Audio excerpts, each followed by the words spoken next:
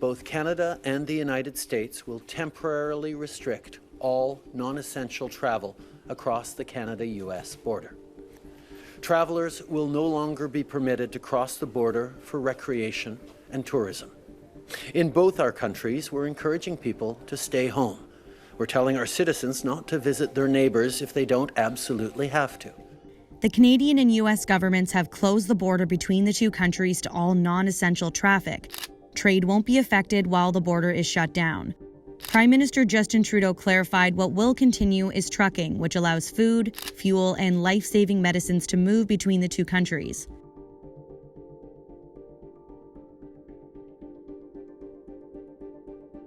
Prime Minister Boris Johnson said school closures across the UK were necessary starting Friday. This is to help stop the spread of COVID-19. There are almost 2,000 confirmed cases in the UK.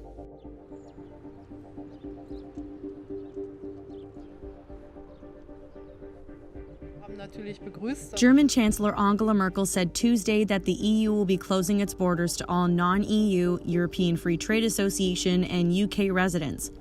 Merkel said this was a unanimous decision by the EU to try to slow down the pandemic.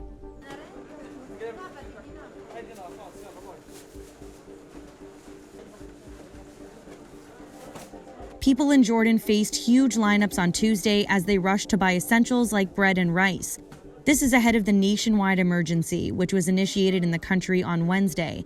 The royal decree means the country's prime minister now has the power to enforce curfews, close businesses, and put restrictions on the movement of people.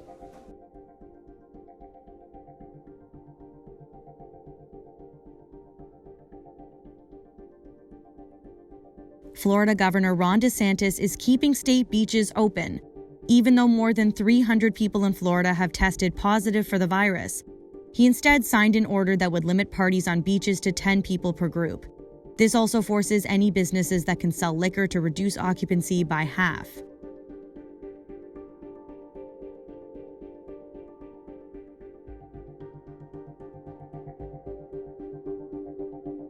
Taiwan and Australia joined governments to offer financial aid to airlines. Also, authorities in Europe agreed to try to help carriers which have had to ground planes and cut jobs because of the worldwide travel restrictions.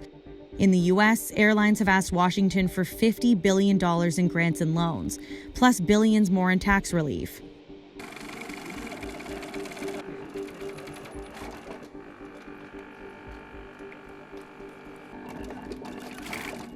A small family-run shop in a Tuscan city has completely changed its purpose in the face of the pandemic. An army of volunteers have been helping them make face masks from materials they would normally use to upholster furniture.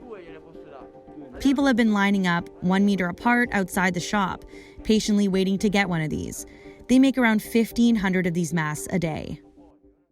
Thanks for watching Global News. If you want to stay up to date on the latest breaking national and international news, be sure to subscribe to our channel.